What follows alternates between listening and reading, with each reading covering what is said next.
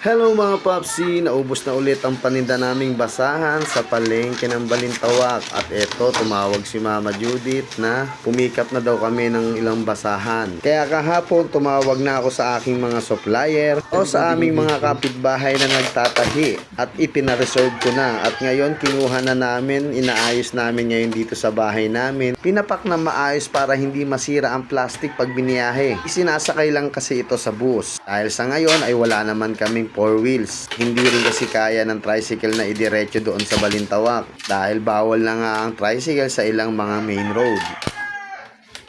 Kung ngiti ka, masaya ka. At habang binibidyoan tayo ni Miss Steph, syempre may konting pa-cute kahit hindi naman cute.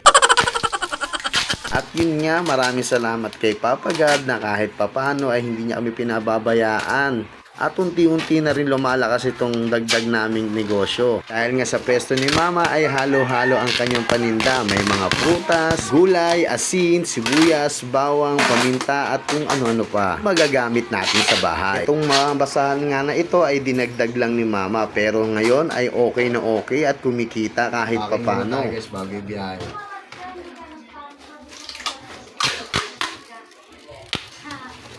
Naman mga bilog na basahan sa pesto sa palengke. Mabilis na rin maubos.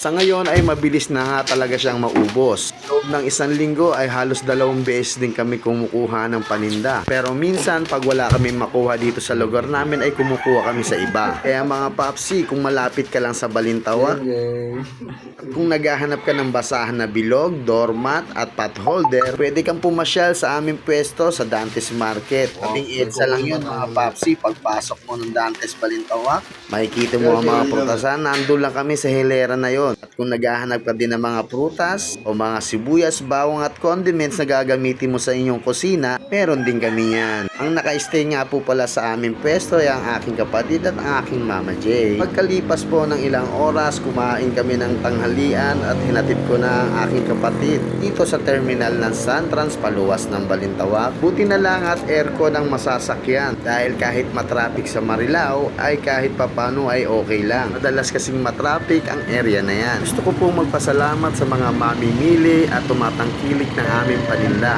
Sa maliit po naming negosyo ay malaking bagay po ang inyong pamimili. Dahil kung wala kayo ay wala rin po kaming kita. Patuloy nyo lang po sanang suportahan. Sa mga nakakanood din po ng aking video, huwag nyo po sanang kalimutan mag-like, comment, share, and follow na rin po. Malaking bagay at malaking tulong na rin po yan para sa akin. O siya mga Popsi, malapit na umalis ang bus.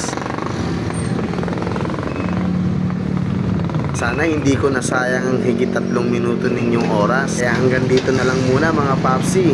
Thank you for watching. Peace.